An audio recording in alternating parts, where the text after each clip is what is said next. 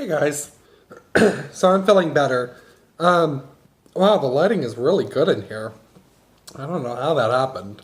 Um, but I'd like to talk about a subject that I personally can talk about, and because my house is diverse, I'm in an interracial marriage. So my house is very complexities. You know, I have my best friend who lives with me. She's straight. Both me and my husband are gay. I'm a Christian. My husband's atheist. My husband is black. I am white. So we have a lot of complexities in our house that traditionally would not be seen 50 years ago here in my country. But diversity is a very interesting topic, and it's a very modern topic because a lot of people love diversity like I do, but there's also pros and there's cons to diversity, and I'd like to talk about that today. So let me get into this. So the pros and cons about diversity here in America. So the pros, let's get into the pros. Mixing of people, culture, religion, and thought. Now, I think it's beautiful. All these cultures come together and they make something beautiful. Especially nowadays, I'm seeing a lot of like interesting mixes. Like my friend, she has a child. Her child is half Vietnamese and half African American, half black, which is a super interesting mix that probably wouldn't have existed 50 years ago.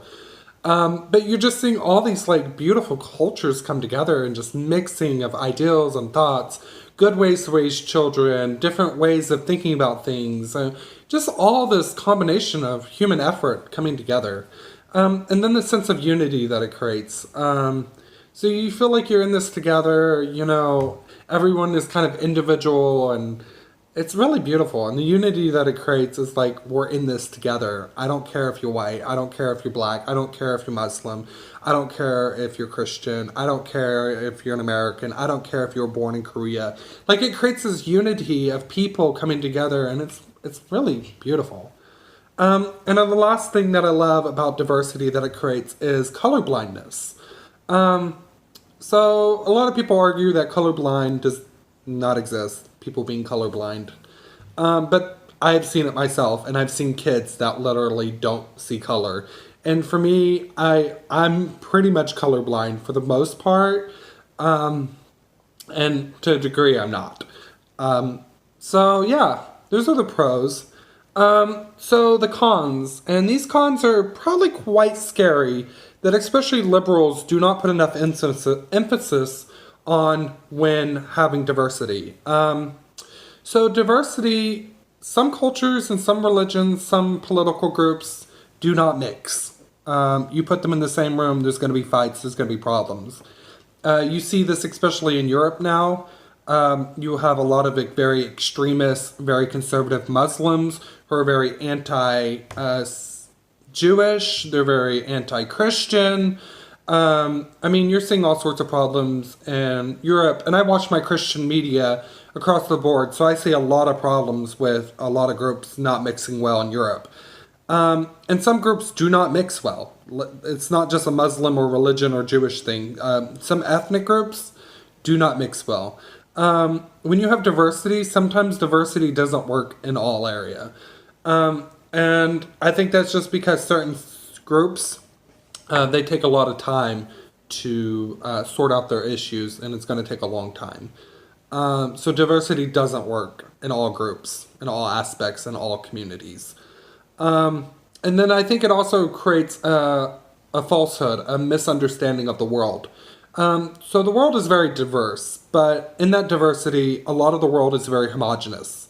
A lot of cultures, a lot of religions, a lot of ethnic groups outside of the West do not mix, like at all.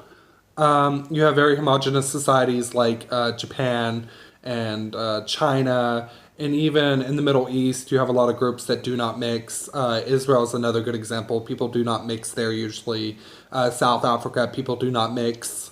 You have a lot of places in the world that are very, very homogenous and very non-mixing and very non-diversity friendly. The West is very unique, but the West is not the majority of the world, and children need to understand that the way we live is not the way the majority of the people world think or live. And I think the last thing, which is sad to me, is forced diversity.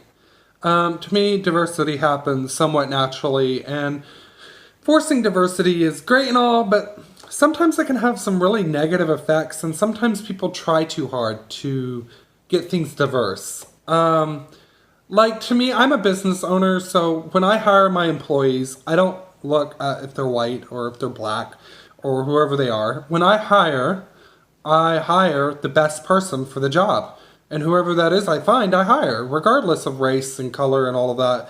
And I say this today, people say, oh, well, that's too white, or that neighborhood's too white, or no, no. You know, my neighborhood is probably majority white, but there's probably at least 4 or 5 interracial couples and families in here. But yeah, I don't think diversity should always be forced because, you know, if you force something, is it really true? Is people really wanting it? Yeah, forcing diversity isn't very good, and I don't think people should force it.